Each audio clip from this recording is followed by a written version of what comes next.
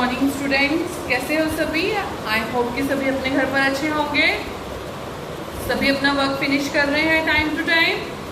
Good.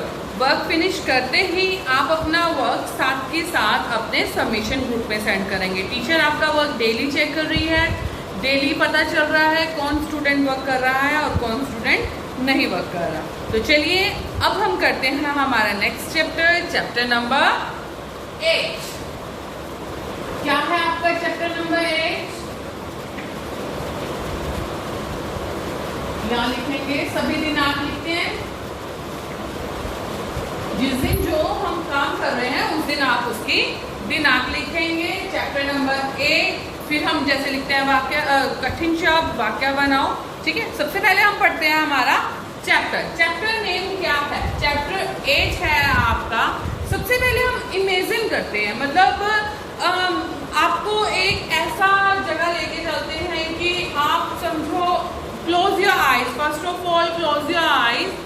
Imagine की जैसे बाहर बारिश हो रही है, बहुत तेज बारिश हो रही है, बादलों की आवाज आ रही है, बिजली कड़क रही है। इमेजिन की मतलब आईज क्लोज करके आप इमेजिन करो बारिश हो रही है, बहुत अच्छा मौसम है, मम्मा खाने को कुछ अच्छा बना रही है।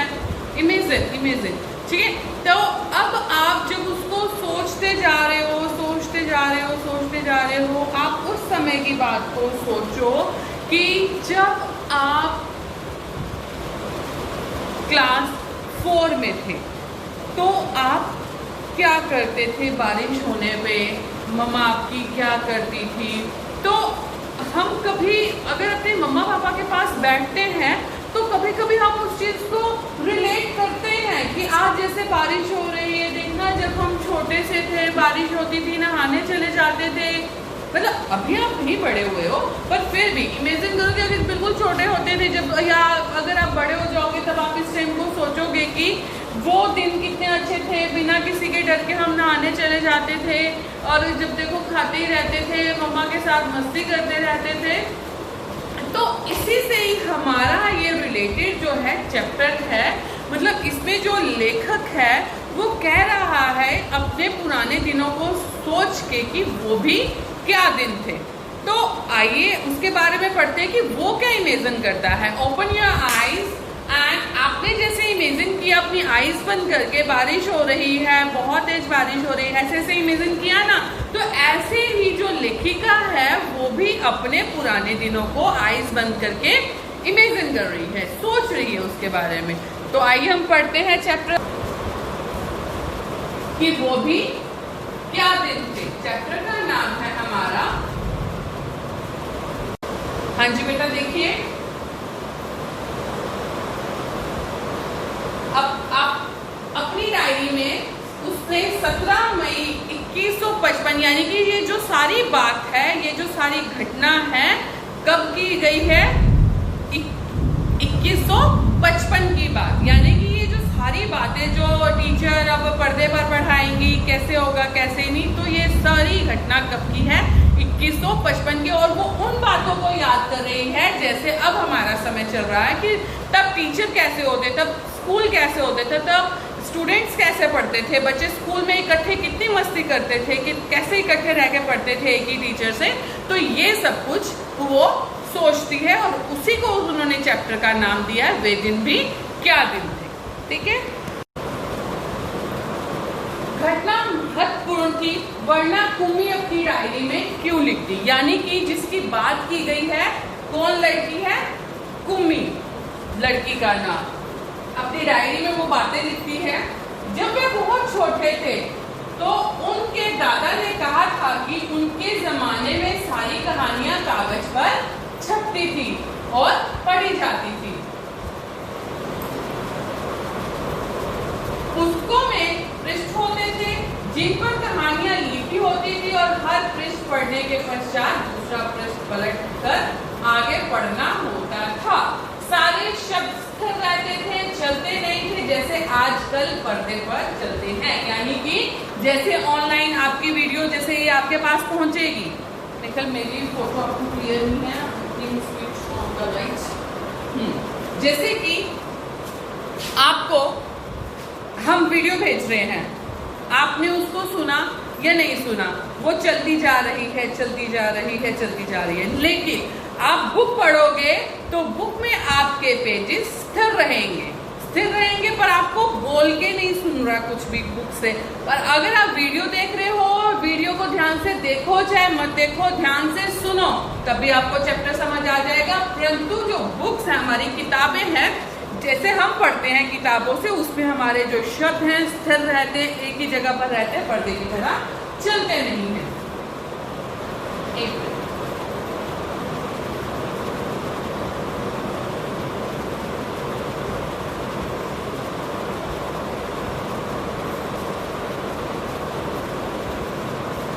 रोहित ने कहा, कितनी पुस्तकें बेकार जाती होंगी, एक बार पढ़ी फिर बेकार हो गई। अब तो हमारे टेलीविजन के पर्दे पर ना जाने कितनी पुस्तकों की सामग्री आ जाती है, और फिर भी यह पुस्तक नई की नई रहती है।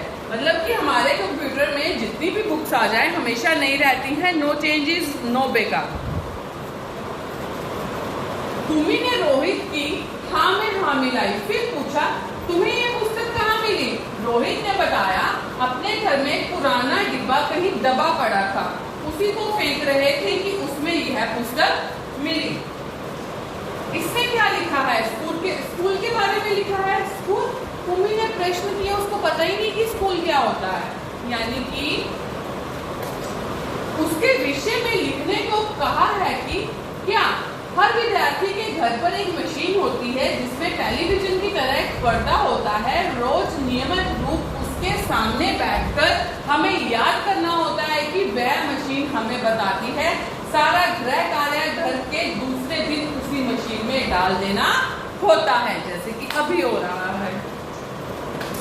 हमारी गलतियां बताकर वह हमें समझाती है। एक विषय पूरा होने पर वही मशीन हमारी परीक्षा लेकर हमें आगे पढ़ाना आरंभ कर देती है। कहते कहते तुम्ही थक गई थी, अंत में बोली, कितना उबाऊ होता है ये स्कूल का काम।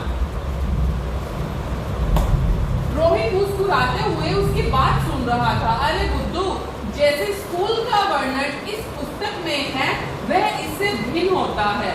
इसमें तो उन स्कूल के बारे में लिखा है जो सदियों पहले होते थे।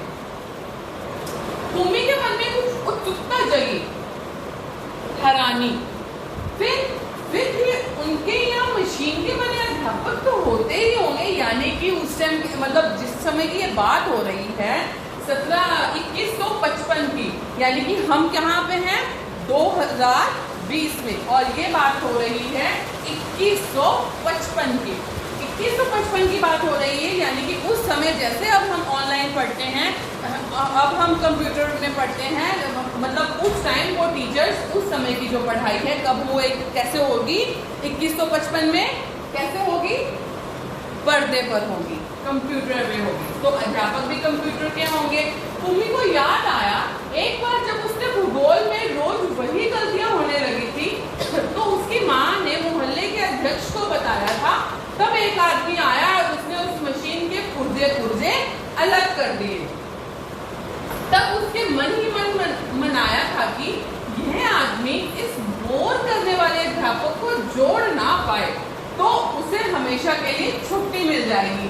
लेकिन उस आदमी ने उस मशीन को फिर से जोड़कर उसकी माँ को बताया था। लगता है मशीन के भूगोल चक्की की कुछ तेज रफ्तार थी, तो आपकी लड़की के लिए उसे समझना कठिन हो गया था। यानी कि वो मशीन ज्यादा तेज चलने लगी थी, जो वो रिंकी जो पूछना चाहती थी वो ना पूछ सकी, क्योंकि वो आगे आगे बढ़ता गया। पर जैसे आप हमसे कोई भी क्वेश्चनिंग करते हो, हम आपको स्टिल वहीं खड़े होकर उसका आंसर बताते हैं। पर जब आप कंप्यूटर से वो क्वेश्चन पुट करते हो, पर कंप्यूटर में तो चलेगा वही जो फिक्स है।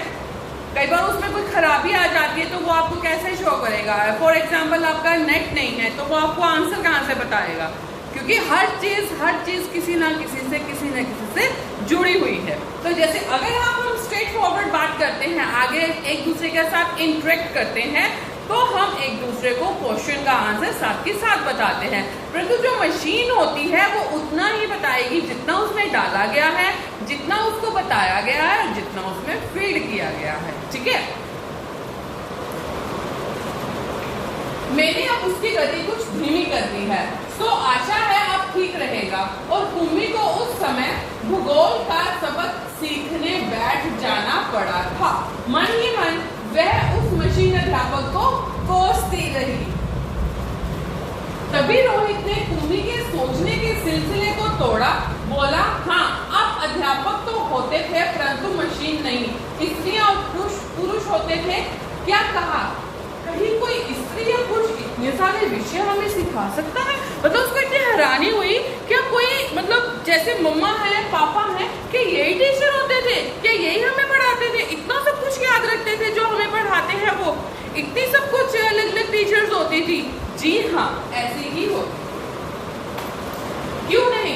वे बच्चों को सारे विषय समझते थे, गृह कार्य देते थे, प्रश्न पूछते थे। अध्यापक बच्चों के घर नहीं जाते थे, बल्कि बच्चे एक विशेष भवन में जाते थे, जिसे क्या कहते हैं, स्कूल, जो अब आप मिस कर रहे हो और हम भी आपको बहुत मिस कर रहे हैं।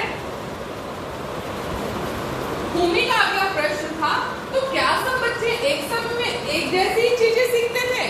मतलब घर पे बैठ के अकेले पढ़ना और कहीं सभी बच्चों के साथ जैसे आप पढ़ते हो वैसे पढ़ना कितना अच्छा लगता है।